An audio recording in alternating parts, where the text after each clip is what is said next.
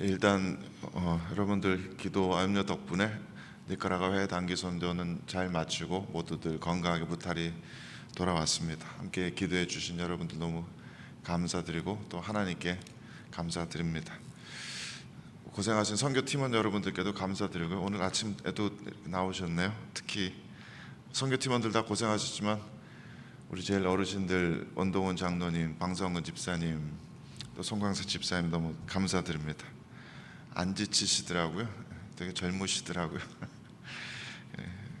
선교 일정 내내 기쁨과 감사로 계속 섬겨주시고 VBS 섬겨주시고 전도해 일정 같이 섬겨주신 모습이 너무 아름다웠습니다. 감사드립니다.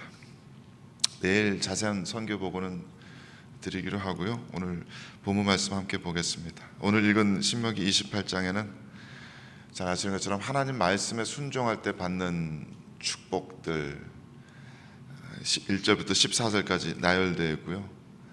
그 다음에 15절부터 마지막 절 68절까지는 하나님 말씀에 불순종할 때 받게 되는 저주들이 길게 앞에 있는 축복보다 훨씬 더 길게 나열되어 있습니다. 그래서 오늘은 그 뒷부분의 주제에 대해서 하나님의 말씀에 불순종할 때 받게 되는 저주에 대해서 생각해 보려고 합니다. 이 바로 앞장인 신명기 28장 11절 이하의 후반부에 보면은 인상 깊은 장면 하나가 소개되고 있어요. 나중에 가나안 땅에 들어가거든 그곳에 에발산과 그리심산에 가서 이스라엘 백성들을 둘로 나누어서 레위 사람들이 또 그 가운데 서서 하나님의 이러이러한 말씀에 불순종하면은 저주를 받을 것이다 라고 선포하고 모든 백성들은 아멘 할지니라 라고 이렇게 말씀하는 장면입니다. 말하자면 스스로에게 저주를 선포하라는 말씀이죠. 축복 베네딕션의 반대말이 멜레딕션 저주인데 이스라엘 백성들은 가나안 땅에 들어가서 셀프 멜레딕션 스스로에게 저주를 선포하는 그런 자기 선언을 하라는 명령을 받고 있습니다. 물론 이것은 그만큼 이스라엘 백성들이 하나님의 율법의 말씀에 대해서 굳게 결심해야 한다는 뜻일 겁니다. 우리가 죽어도 하나님의 율법 어기지 않겠습니다. 하나님의 율법 어긴다면 우리들식 표현으로 우리들 손에 장을 지지겠습니다 라고 하는 그런 각오로 굳게 다짐하고 맹세하라 라는 말씀일 겁니다.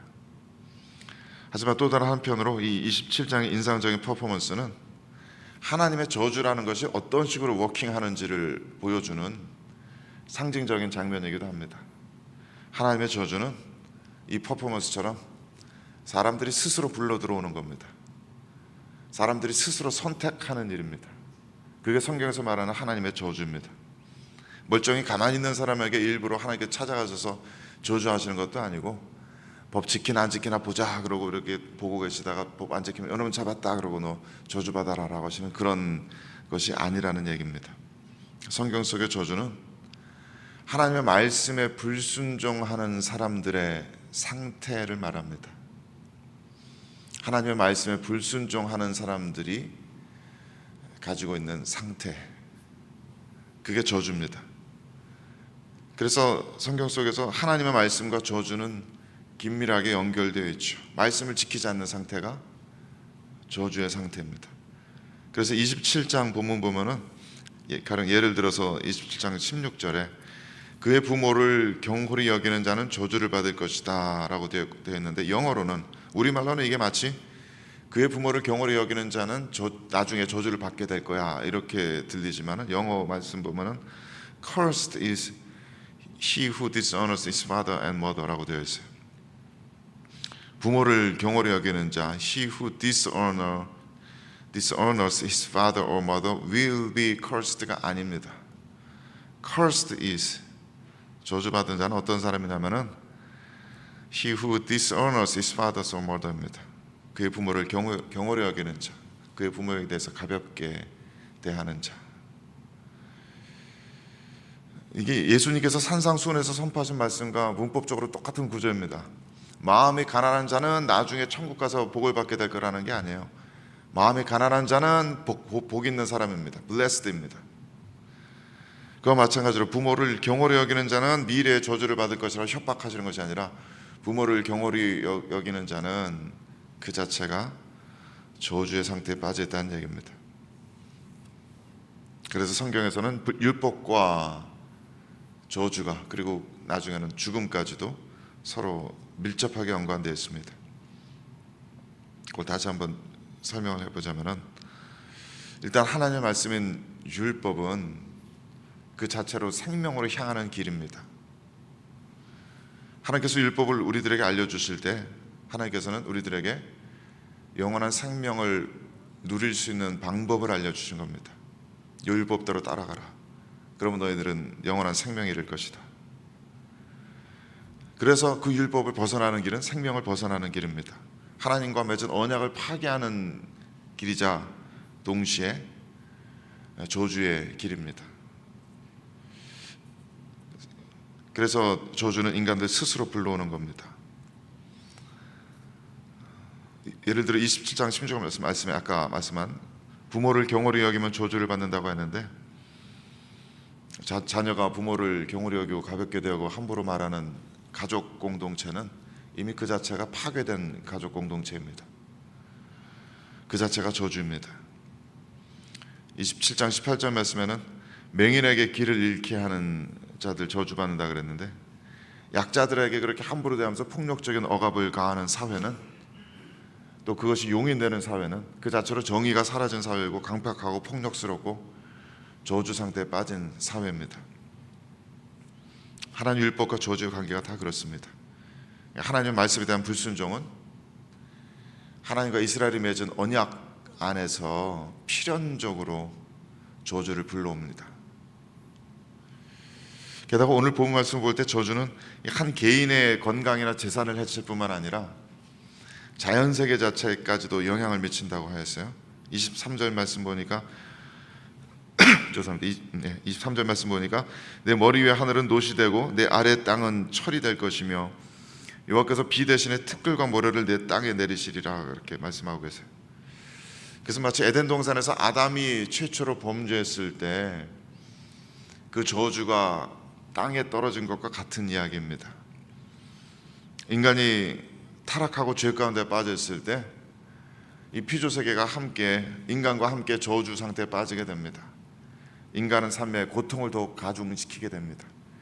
가뭄이 들고 농사가 흉년이 들고 질병이 번성할 수 있는 환경이 되어버립니다. 그래서 율법은 생명을 살 수 있는 길이고 율법을 벗어나는 것은 저주의 상태에 빠지는 길입니다. 그래서 그 저주란 하나님의 창조 질서에서 벗어나는 것, 하나님의 약속하신 은혜와 축복에서 벗어나는 것입니다. 창조주 하나님이 온 세상 지으시고 토부 좋다라고 선언하셨던 그 은혜와 축복에서 벗어난 상태, 그게 저주입니다. 그래서 사도 바로 로마서 1장에서 이 하나님의 저주를 하나님의 내버려 두심이라고 표현하였죠. 또한 그들이 마음에 하나님 두기를 싫어하며 하나님께서 그들을 그 상실한 마음대로 내버려 두사 합당하지 못한 일을 하게 하셨으니, 마음에 하나님 두기를 싫어하고 하나님을 떠난 이들이 이 하나님의 저주 가운데 스스로 들어가서 스스로 더더욱 많은 죄를 만들어내고 자기 주변과 공동체와 자기가 살아가는 그 세계를 파괴시킵니다. 그게 저주입니다. 그리고 그러한 저주는 최종적으로 죽음을 불러옵니다. 오늘 읽은 말씀 20절 말씀 맨 끝에서도 여호와께서 저주와 혼란과 책망을 내리사 망하여 속히 파멸하게 하실 것이며, 21절에서도 마침내 너를 멸하실 것이며, 22절에서도 너를 진멸하게 할 것이라, 24절에서도 마침내 너를 멸하리라. 저주는 하나님의 은혜와 축복으로부터 멀어진 상태이고 그 저주는 결국 죽음으로 귀결됩니다. 창세기 1장 17절 말씀에 선악을 알게 하는 나무의 열매는 먹지 말라, 내가 먹는 날에는 반드시 죽으리라 하신 말씀처럼 말씀에 대한 불순종의 저주 끝에는 죽음이 반드시 뒤따릅니다. 그래서 죽음은 저주의 상태가 최종적으로 확정되고 고정된 상태입니다.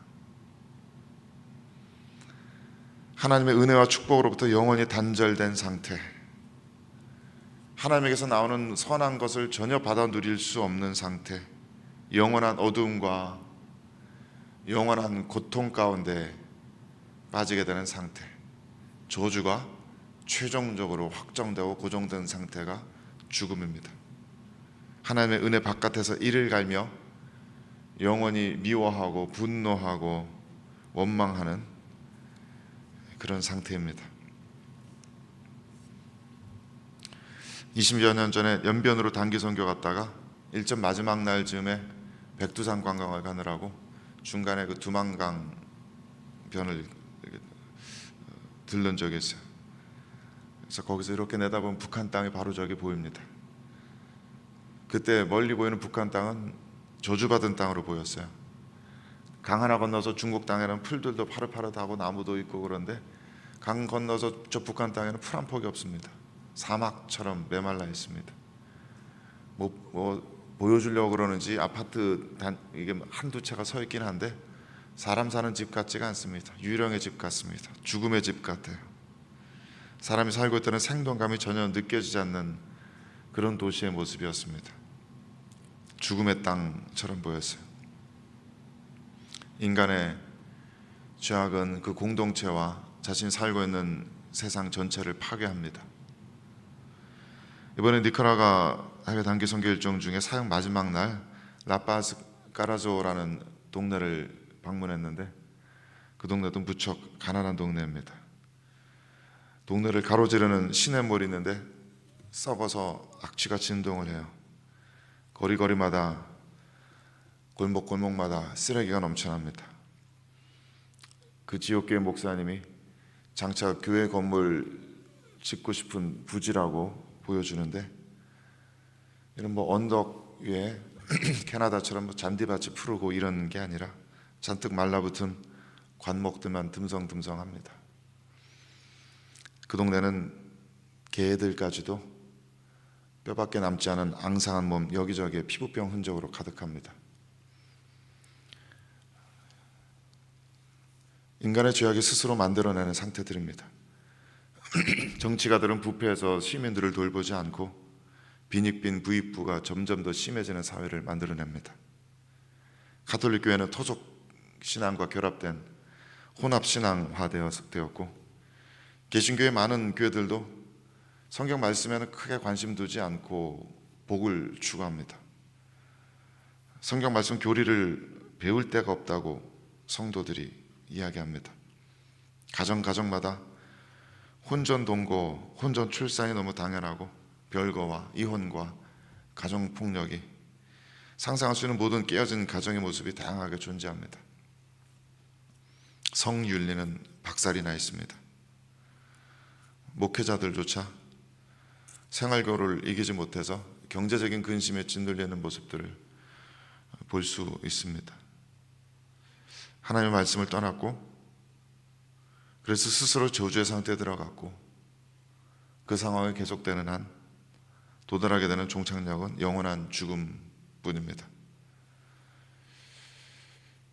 그래서 선교하는 거죠. 오직 예수 그리스도의 완전한 순종의 십자가로만 치유될 수 있을 테니까요. 그래서 이 저주에 대한 말씀 우리들도 깊이 묵상해야 할 필요가 있습니다.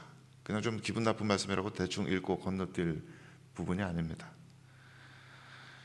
이거 그냥 도덕적인 권면으로 하시는 말씀이 아닙니다. 이렇게 살면 좋아 라고 하시는 게 아니에요.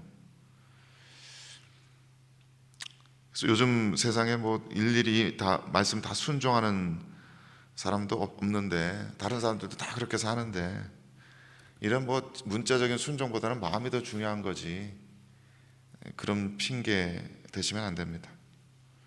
이 말씀대로 안 산다는 것은 하나님의 언약과 축복을 스스로 떠나는 일이고 그것은 스스로에게 저주를 불러오는 일입니다. 그거 안 믿는 겁니다. 그 저주입니다. 그래서 하나님께서 이 신명기 말씀을 통해서 여러 번 반복해서 물으시죠. 지금 너희 앞에 오늘 지금 너희 앞에 축복과 저주의 길이 있다. 생명과 사망의 길이 있다. 너는 무엇을 택할 것이냐 묻는 것입니다. 그래서 말씀 잘 보셔야 돼요. 우리가 생각하는 그 길이 아니라 이 성경 말씀에 기록된 이 길을 따라가야 됩니다. 그냥 막연히 이렇게 사는 거겠지, 이렇게 사는 것이 하나님께서 기뻐하시는 것이겠지가 아니라 이렇게 살아야 됩니다. 하나님의 말씀에 있는 그대로. 그래서 예수 그리스도께서 걸어가신 그 순종의 길을 우리도 걸어가야 합니다. 때로는 실수도 하겠고 넘어지고 좌절도 겪겠지만 결국 우리가 받아야 될 모든 저주는 이미 예수 그리스도께서 다 치러주신 줄 믿고, 하지만 여전히 그래도 우리가 걸어가야 하는 이 생명의 길, 바로 이 길인 것을 믿고 이 길을 우리도 따라서 걸어가야 합니다. 예수 그리스도의 십자가를 남용하고 오용하면서 스스로의 불순종을 합리화시키지 마시기 바랍니다. 구원파 이단들이 그러는 것처럼 뭐 어떻게 살아도 이미 저주는 그리스도께서 떠맡아 주셨으니까, 그러면서 그리스도의 십자가를 남용하지 마시기 바랍니다. 우리가 걸어야 될 생명의 길은, 그래서 우리와 우리 가족과 이 도시와 이 세상을 지켜내는 유일한 길은 이 말씀에 대한 순종의 길인 줄로 믿습니다. 함께 기도하겠습니다.